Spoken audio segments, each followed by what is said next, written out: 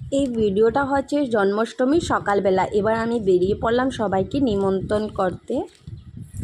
এই যে সবাইকে নিমন্ত্রণ করে চলে আসলাম। এবার ওদের জন্য রান্না করব, বর আর আমার ভাসুরের জন্য রান্না করতে হবে। তো চলুন এবার রান্নাটা করে নিই। আমরা তো উপোস করেছি জন্মাষ্টমী রবিবার দিতে। সংসার, তো সেই সংসারের কাজ করছি।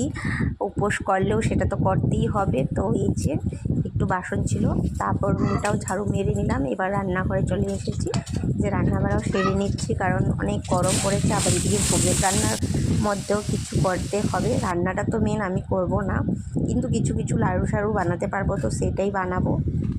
একটু ভুজিয়া শাক আর আলু ভেজে নিয়েছি, আর একটু আলু ভেজেছি। আর এই যে বরের আমার প্রতি এত ভালোবাসা, গাছ থেকে একটা ডাব নিয়ে আসছে আমার জন্য।